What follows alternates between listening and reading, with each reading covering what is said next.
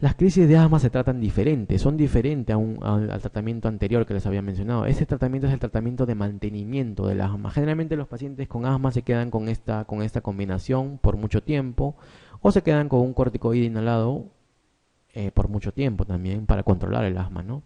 Pero si a pesar de esto el paciente se nos exacerba o hace una crisis de asma, el tratamiento es diferente. Ahora, este tratamiento se hace de acuerdo a la gravedad también de la crisis asmática, ¿no? Y para eso tenemos parámetros para ver gravedad. Tenemos el grado de disnea, el habla, la conciencia, la frecuencia respiratoria, los músculos accesorios que usa el paciente, las sibilancias, el pulso, el PEF, incluso usamos a veces flujómetros en las emergencias, el AGA, que nos va a medir la presión arterial de oxígeno, la presión arterial de CO2, y también a veces si no tenemos un AGA, un oxímetro que nos va a medir la saturación de oxígeno. Todos estos parámetros nos ayudan a ver el estadio de la gravedad, si es leve, moderado, grave o si es parada respiratoria inminente, ¿no?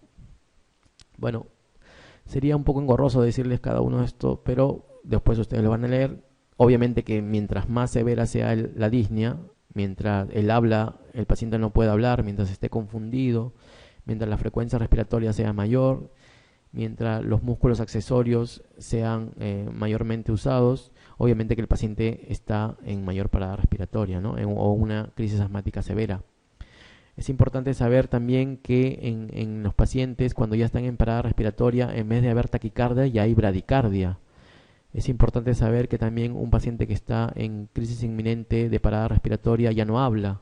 Al inicio, en una crisis leve, el paciente habla, obviamente, pero poco a poco va dejando de hablar, mientras la crisis sea mayor. Igualmente, el estado de conciencia al inicio en los leves generalmente es leve, la agitación, pero cuando ya está en parada respiratoria inminente ya está confundido, está prácticamente en coma. Y la frecuencia respiratoria obviamente aumenta en todos los grados. La sibilancia, y esto es importante porque lo preguntan, generalmente se ve, mire, en la etapa inicial. En los pacientes con asma leve están que les sirve el pecho un montón, pero en un paciente con parada respiratoria inminente ya no escuchamos sibilancias. ¿Por qué? Porque escuchamos un tórax silente, lo que conocemos como tórax silente, donde ya no escuchamos nada. Ponemos el estetoscopio y le decimos tome aire al paciente, obviamente si puede, y no escuchamos nada, no escuchamos ningún ruido respiratorio. Entonces la ausencia de sibilancias indica gravedad más bien, ¿no? Y el que haya muchas sibilancias más bien no indica tanta gravedad, más bien indica que el bronquio todavía está abierto y está en un asma probablemente leve, una crisis leve, ¿no? La saturación de oxígeno, obviamente, mientras más comprometido el paciente, la saturación es menor. Y esto es importante en el AGA. Cuando llega un paciente a una emergencia y en crisis asmática, es importante poder tomarle un AGA, porque vamos a ver que mientras el paciente tenga más crisis, la presión arterial de oxígeno es menor, está obviamente cianótico, pero esto es importante, empiezan a acumular CO2 cuando tienen mayor crisis, ¿eh? En un paciente leve, la presión arterial de CO2 es menos de 45, o sea, lo normal, pero mientras vamos avanzando en la crisis, el paciente empieza a tener una mayor cantidad de retención de CO2 y por lo tanto mayor hipercapnia, ¿no? Entonces también la hipercapnia y la hipoxemia marcada nos indican gravedad de la crisis asmática. El manejo de la crisis asmática es de acuerdo también a grados, si es leve, moderada, grave o si ya está en parada respiratoria inminente. Por ejemplo, si está en parada respiratoria inminente, obviamente lo vamos a llevar a UCI. Si tenemos un asma leve, moderado, severo, lo principal aquí, y esto es importante también que lo sepan, el tratamiento de un asmático o de una crisis asmática es con broncodilatadores, ¿no? Lo principal en un paciente asmático es broncodilatadores. No corran a ponerle corticoides, no corran a decirle ponle corticoides, ponle adrenalina, eso no es lo principal. Lo principal es el broncodilatador inhalado o nebulizado, cualquiera de ellos. En este caso, si es leve, usamos albutamol, puede ser nebulizado, o usamos lo que tenemos en las emergencias, como es el fenoterol, ¿no? Obviamente las gotas se dan de acuerdo al peso. Y si es moderado o grave, ya preferible es nebulizarlo, porque obviamente el paciente ya no va a poder hacer los disparos de inhalador. Y incluso podemos agregar anticolinérgicos que también son broncodilatadores. Obviamente que tenemos que poner un corticoide, pero no porque el corticoide le vaya a hacer efectos rápidamente. El corticoide Normalmente actúa a las 4 a 6 horas todavía de la crisis de asma. Entonces, el corticoide se pone en etapas tempranas de una crisis para ganar tiempo nada más, no porque nos va a sacar de la crisis. Entonces, es importante saber que lo que tenemos que hacer primero es dilatar al paciente, broncodilatar al paciente con nebulizaciones, con salbutamol, con hipatropio, etcétera, ¿no? Y bueno, ya les decía, cuando el paciente ya sale de alta, obviamente tenemos que darle un manejo, obviamente con corticoide inhalado, y con beta-2-acción prolongada probablemente, y a veces les damos un ciclo corto de corticoide también sistémico. Y cuando el paciente es mayormente severo, obviamente probablemente ha sido hospitalizado, y al alta igual le tendremos que dar un manejo ya de mantenimiento, en algunos casos oxígeno de acuerdo a la saturación, y bueno, controlarlo en algunos casos con PES o con agas para obviamente darle de alta, ¿no? Lo que quiero que se les quede de este cuadrito es esto: manejarlo siempre con beta 2 de acción corta, al momento, al instante, usar un corticoide también, generalmente endovenoso, para ganar tiempo, y luego de acuerdo a eso ver la gravedad del paciente que estamos tratando y de acuerdo a eso darle un manejo de mantenimiento, o en todo caso si el riesgo es vital porque el paciente tiene una crisis severa, pues obviamente mandarlo a UCI para estabilizarlo, ¿no? Hay un tipo de asma que es el asma inducida por AINES, que es otro tipo de asma. Generalmente es inducida por aspirina, que es uno de los prototipos de AINE, de los más usados, digamos, antiguamente. Obviamente que ahora hay muchos AINES nuevos, pero el asma inducida por aspirina o por AINES es un síndrome clínico, ¿no?, que afecta a los pacientes con asma. Y generalmente empieza luego de haber tomado este medicamento a los 30 minutos o 15 minutos y dura hasta las 3 horas incluso de la ingesta de aspirina. Hacen síntomas de asma estando el paciente estable. Luego de esto, el paciente generalmente hace síntomas que parecen síntomas de crisis de asma y que generalmente cuando ya dejamos de darle este AINE, los síntomas pues remiten o tenemos que darle un manejo con beta 2 agonistas o con corticoides incluso, ¿no? Es importante saber que este asma inducida por AINE no solo se da con aspirina, sino que se da con toda la familia de los AINES, digamos el ibuprofeno, digamos el piroxicam, etcétera, etcétera. Y hay otros AINES no muy conocidos que también pueden producir por una reacción cruzada estos síntomas de asma en este tipo de pacientes, ¿no? Bueno, con lo que hemos hablado de asma, vamos a responder a ver estas preguntas. Estamos en la 8 recién, miren. A ver. Un joven de 18 años con antecedentes de alergia a pólenes y eczema, dice, acude a urgencias por dificultad respiratoria progresiva, broncoespasmo muy severo y que obliga a una atención inmediata. Señale cuál de los siguientes datos observados nos indicaría menos gravedad de la situación, ¿no? O sea, nos está hablando de un paciente joven con asma que acude a emergencias, que está con dificultad respiratoria, broncoespasmo severo, y nos dicen cuál de todos estos parámetros nos indica menos gravedad, ¿no?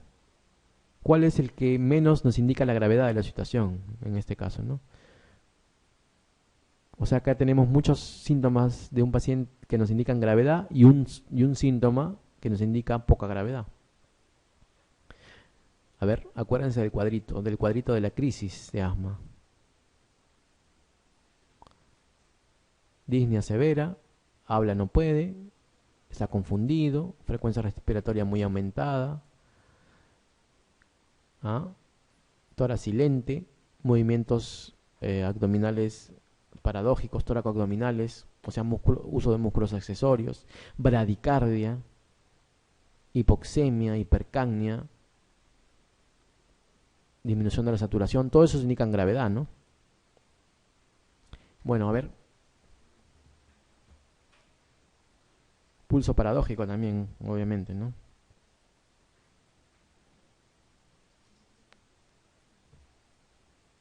¿Cuál de todos estos no indica gravedad? Es lo que nos están preguntando.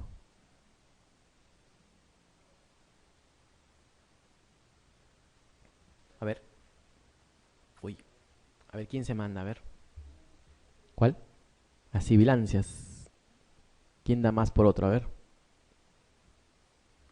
¿Algún otro síntoma que no indique gravedad? A ver, el uso de músculos accesorios indica gravedad, obviamente, ¿no? Movimientos toracoabdominales.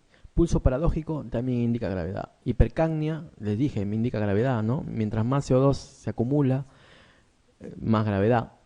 Hiperinsuflación torácica, ¿qué les parece?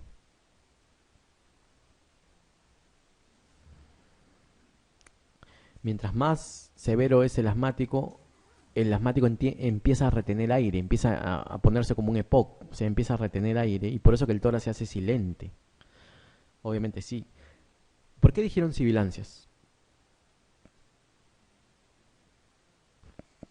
Porque cuando está en crisis inminente ya no hay sibilancias. O sea, es al revés. O sea, la sibilancia, como les decía, es al inicio, en las crisis leves. Todavía se escucha el tórax del paciente.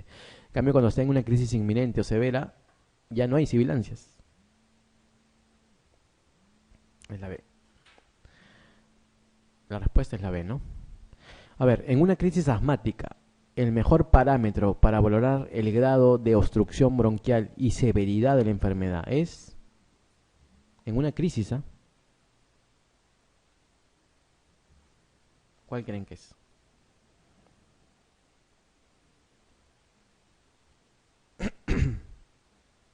¿Mm?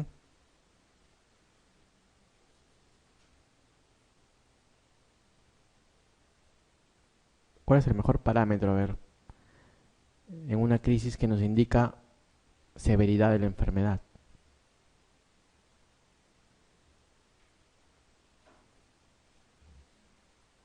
¿La radiografía de tórax? No les he mencionado radiografía de tórax en asmáticos, ¿no? La radiografía de tórax en un asmático, digamos que en un asmático es normal la radiografía de tórax. La radiografía de tórax la tomamos cuando tenemos una crisis de asma y queremos descartar otras patologías, ¿no? Una neumonía, una telectasia, un derrame pleural. En esos casos podríamos tomar una radiografía, pero no es que la radiografía nos indique gravedad o severidad de la enfermedad. Las sibilancias, de nuevo, nos indican gravedad o severidad. Tampoco no. La taquicardia o la bradicardia. ¿Cuál es lo que indica más severo? ¿El taquicárdico o el bradicárdico? El bradicárdico. La taquignia, de que esté acelerado la respiración, indica gravedad, severidad. ¿Qué dicen? Está aumentada, sí, pero bueno. Pero hay que ver las respuestas, por eso le digo, ¿es la mejor respuesta o no? A ver, ¿qué dicen de la gasometría? ¿Sería el mejor parámetro para valorar la obstrucción y la severidad? De los que están aquí, claro, ¿no? Porque si yo les pongo aquí flujometría, podría ser mejor incluso la flujometría, porque nos indica más el PEF, ¿no? ¿Mm? Está entre taquignia y gasometría. ¿Cuál sería el que indica mayor, que nos valora mejor, digamos, ¿no? Si el paciente está con hipercapnia, ¿qué pensarían? Obviamente que está grave ya, ¿no? Si el paciente está con taquignia, como ustedes han visto, hay grados de taquignia, ¿no? Acá no nos dicen una taquignia severa, acá hay grados de taquignia. O sea, si el paciente está con taquignia, bueno, puede estar en el estado leve todavía, ¿no? Pero si el paciente le hacemos una gasometría y ya tenemos hipercapnia, obviamente que ese es el mejor parámetro para valorar severidad. Porque si estamos en hipercapnia es que el paciente ya se está agotando. Está con tanta taquignia que sus músculos respiratorios se están cansando ya de estar así y que se está agotando y está hipoventilando. Por eso que empieza a retener CO2 y por eso hay la taquignia. Entonces, la mayor severidad se puede medir en una crisis asmática por un AGA, por ejemplo, ¿no? Con un AGA. 10. Los siguientes fármacos que pueden asociarse con la inducción de un ataque agudo de asma, excepto uno de ellos, que en general es bien tolerado, es... ¿Cuál? Ya les dijimos que los AINES son los que producen esta crisis de asma en algunos pacientes. Pero ¿qué otro medicamento se puede usar en estos asmáticos? ¿El naproxeno? ¿El ácido mefenámico? ¿Qué es el ácido mefenámico? ¿Han escuchado? No, no. Ni yo tampoco. Es un AINE antiguo. Es un AINE muy antiguo que ya no se usa, pero se lo ponen acá para fastidiarlos, ¿no? Es que acá la respuesta está clara, pues, ¿no? ¿Cuál es la respuesta? ¿Ah? La B, ¿no? Claro.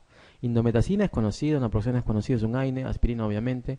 Acá les pusieron el ácido mefenámico como para marearlos un poco, pero bueno, la respuesta es que el acetaminofén, el paracetamol, es lo que puede usar un asmático niño o adulto para no inducir este asma inducida por AINES.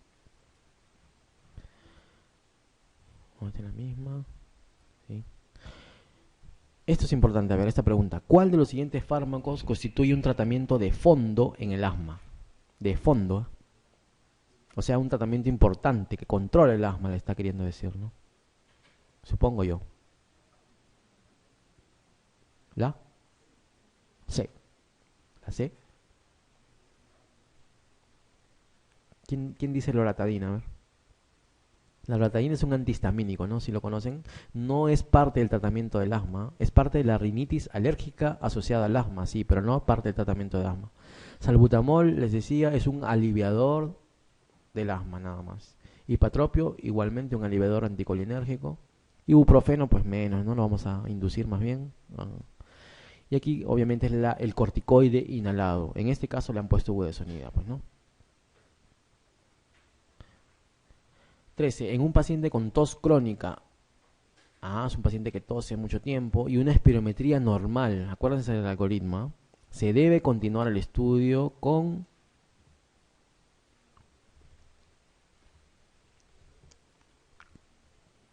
una broncoscopía, con una piachimetría esofágica.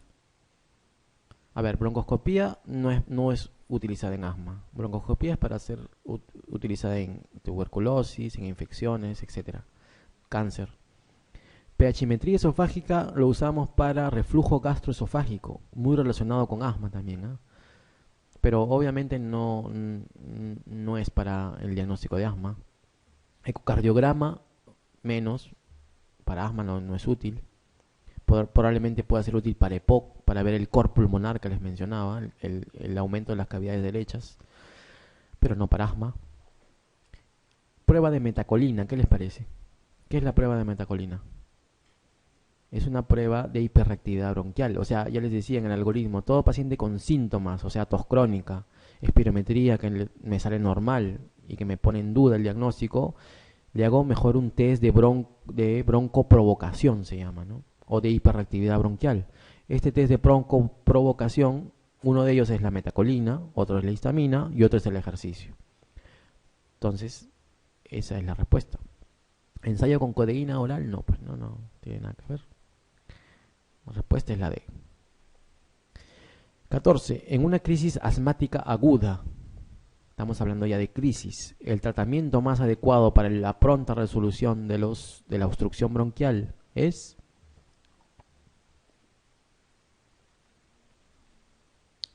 Por eso les dije, de todo ese cuadrito quería que se queden con algo, porque es lo que tienen que saber, es lo más importante.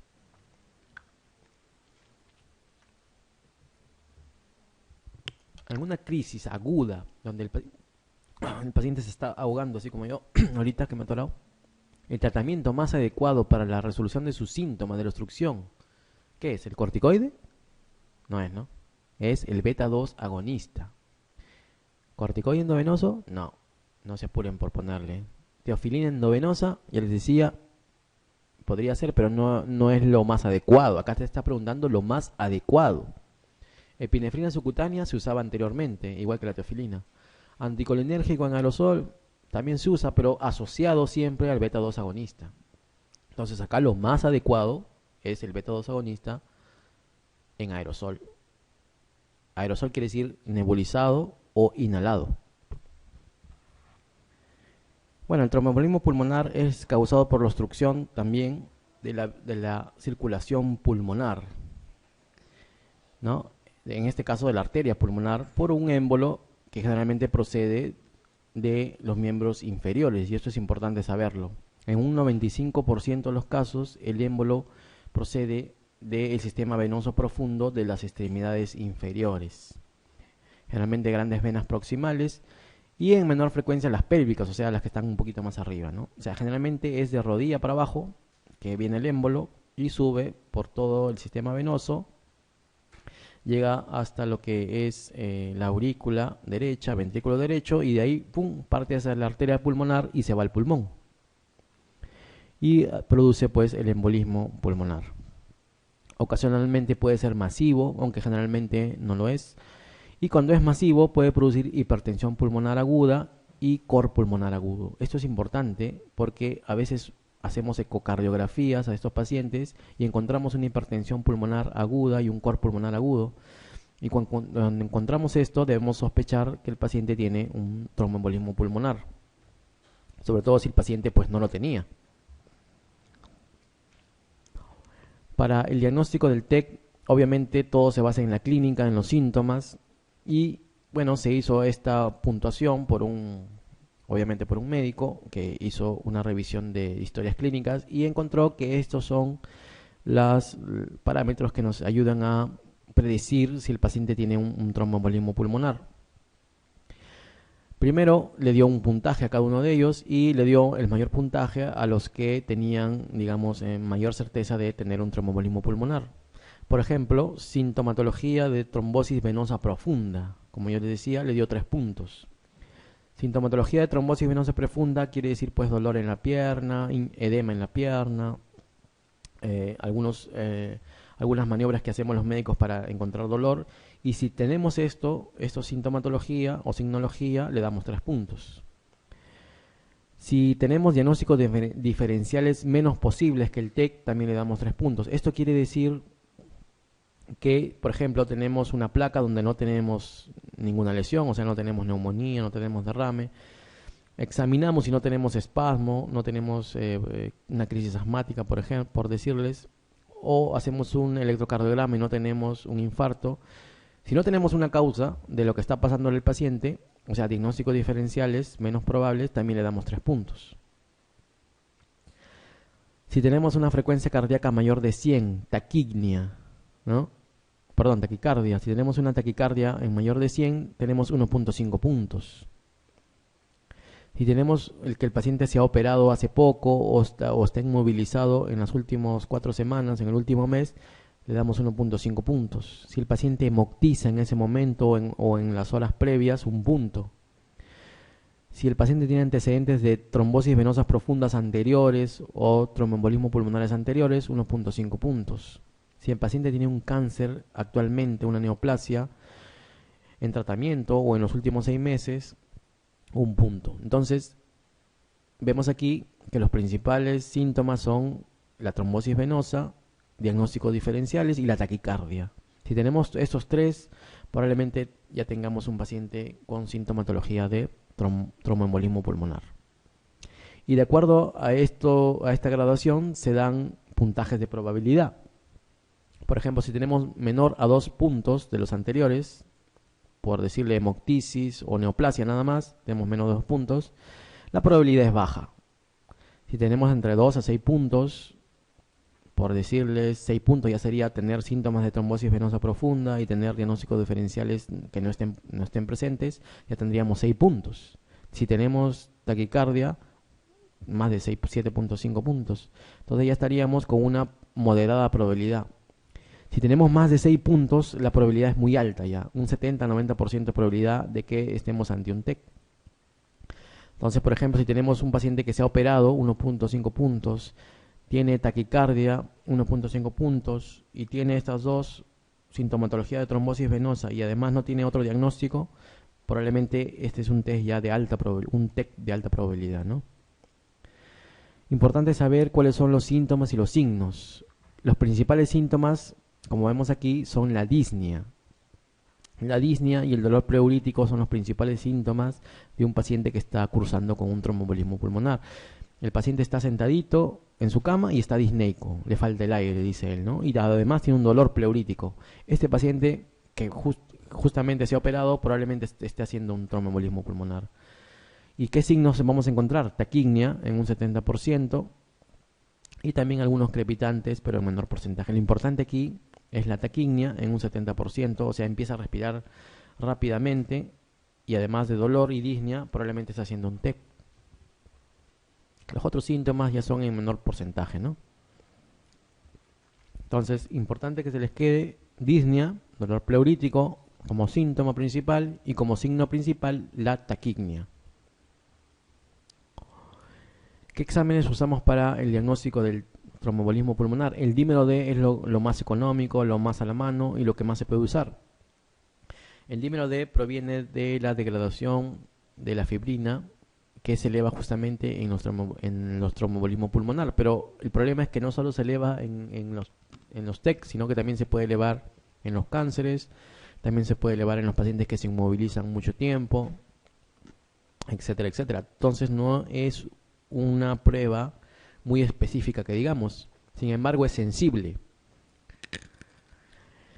Y lo malo del dímero D, como les decía, es que nos da falsos positivos. O sea, si está elevado, no necesariamente estamos hablando de un tromboembolismo pulmonar, podemos estar hablando de otro tipo de patología también. Entonces, por lo tanto, el dímero D nos sirve más como un predictor no positivo, sino negativo, ¿no? Entonces, eso es lo importante del dímero D. ¿Esto qué quiere decir? Que si el dímero D nos sale negativo, obviamente no estamos ante un TEC.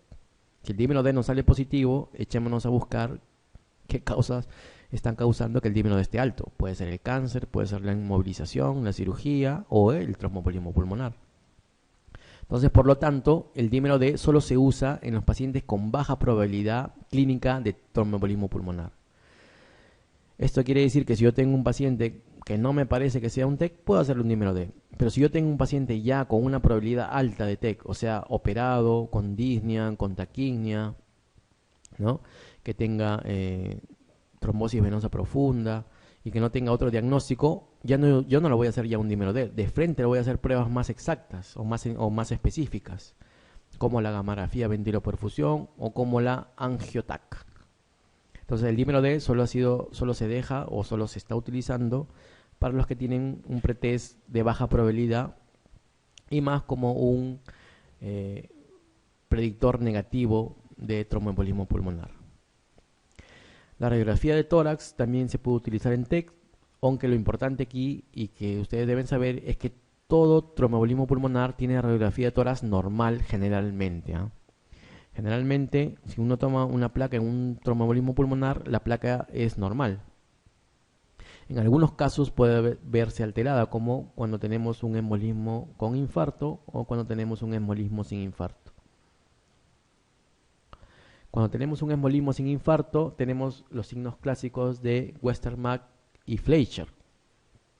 Y es importante que se acuerden de estos signos porque estos signos, si los preguntan, el signo de Westermarck quiere decir zonas de hipertransparencia o de mayor claridad o de oligoemia en la zona distal al vaso ocluido, ¿no? Y el signo de Fleischer tiene que ver con la dilatación del segmento de esa arteria pulmonar que está con el émbolo enclavado, digamos, ¿no? Y es también conocido como el signo de la salchicha. Bueno, es como una salchicha, pues, ¿no? Que es ancha y termina en una puntita. Algo así es el signo de Fleischer. Esos son signos radiológicos de embolismo sin infarto. También puede verse pérdida de volumen con atelectasis incluso o con elevación del hemidiafragma, aunque generalmente estas atelectasias son laminares y si aparecen en un buen porcentaje de casos, generalmente 50%. Ahora, lo principal, ya les decía, es que la placa sea normal, o lo más frecuente, ¿no? Cuando el embolismo se da con infarto, que es algo más severo, ya existe consolidación, en algunos casos focales o multifocales, que se ven en las primeras 12 a 24 horas. Pero lo importante aquí y lo que deben recordar es la joroba de Hunton, ¿no? ¿Ya han escuchado también? La joroba de Hunton indica embolismo con infarto. Y como se ve en la radiografía, se ve como una opacidad triangular de base en la pleura, ¿no? Y de vértice en el ilio, como un triángulo, pues, ¿no? Que tiene una base pleural y luego llega hasta el ilio. Pero es poco frecuente verlo, ¿no? Hay otros tipos de embolismos como el séptico y el graso que también pueden dar lesiones a nivel de la placa, tipo nódulos o tipo masas redondeadas de acuerdo al tipo de émbolo, ya sea séptico o graso, ¿no? Generalmente el émbolo graso, por ejemplo, se da en estas liposucciones que hacen algunos cirujanos y que producen estos émbolos de grasa que se van hacia el pulmón y producen este tromboembolismo pulmonar con la consecuencia de muerte, ¿no? Generalmente. ¿Qué otros exámenes podemos hacer? Podemos hacer también un electrocardiograma, y aquí también es otro signo clásico, el S1 QTS33. Cuando sean residentes lo van a escuchar a cada rato. Tómale, doctor, un electrocardiograma porque quiero encontrar ¿cuál? El patrón S1 QTS33. Además, podemos encontrar desviación del eje a la derecha, bloqueo de rama derecha o una onda P pulmonar también. La radiografía de tórax, ya les decía, mayormente no se ve nada, excepto hay un infarto. Y aquí viene lo importante, lo que es la gammagrafía de perfusión, que es la, digamos, fue hasta hace poco el gold estándar para el diagnóstico de tromboembolismo pulmonar. Sin embargo, ahora ha sido reemplazado por la angiotomografía helicoidal para ver trombos, principalmente en las arterias principales, ¿no? Ahora, sin embargo, algunos centros médicos o hospitales tienen todavía gammagrafía y lo siguen utilizando. Hasta ahora era la primera exploración no invasiva, o sea, de imágenes, ¿no? De imágenes que debería usarse ante sospecha de TEC. Sin embargo, ya ha sido reemplazada por el angioTAC. Lo importante saber es que una gammagrafía de perfusión normal excluye el diagnóstico de un TEC. Si tenemos una gammagrafía de perfusión donde no hay alteración de esta, el TEC obviamente no está presente.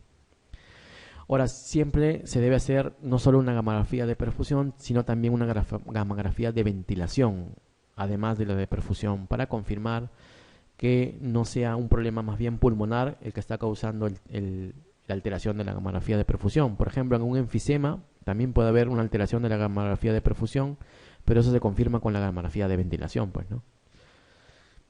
Las ventajas de este método es que es un método no invasivo, por eso les decía que es un método de imágenes, un método más o menos rápido, algo asequible, porque bueno, antes era asequible, ahora ya más asequible es la tomografía, una alta sensibilidad y una gran utilidad para el diagnóstico de TEC, ¿no?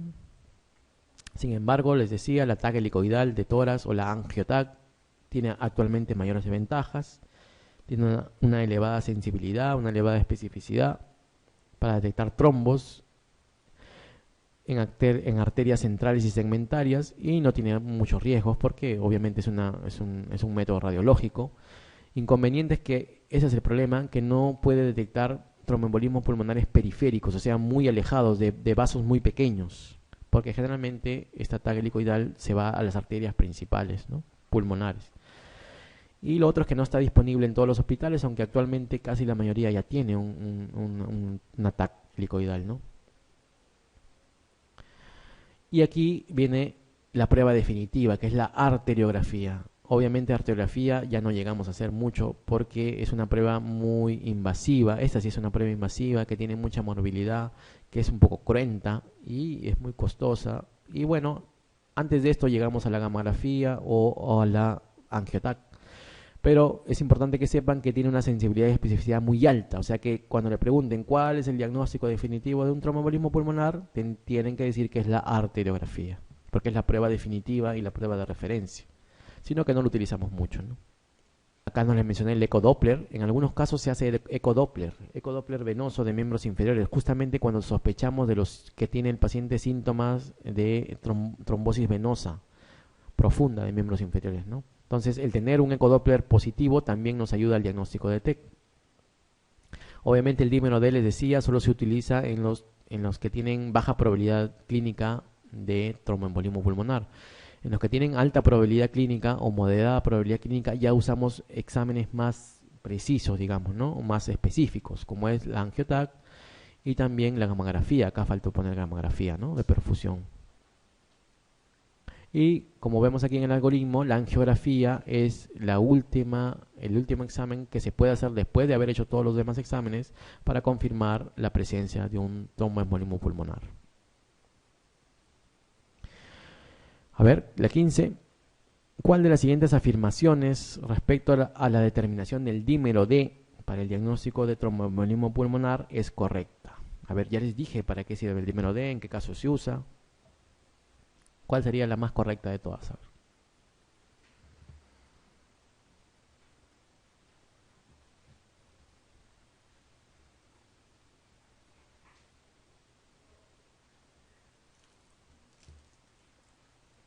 ¿Es específica el dímero D o es sensible? No, es sensible. Específico es la angiotag, la gammagrafía y obviamente la angiografía o la arteriografía, perdón.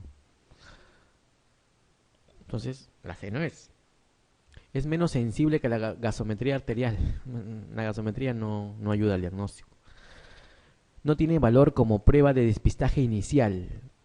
Sí tiene valor como prueba de despistaje inicial en realidad, ¿no? Sobre todo en los que tienen pretest de baja probabilidad.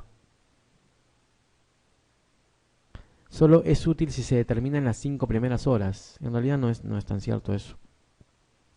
Esto es lo principal aquí. La correcta es que tiene un alto valor predictivo negativo. No positivo, negativo. ¿Qué quiere decir negativo? Que si sale negativo el dímero D no es un tromboembolismo pulmonar.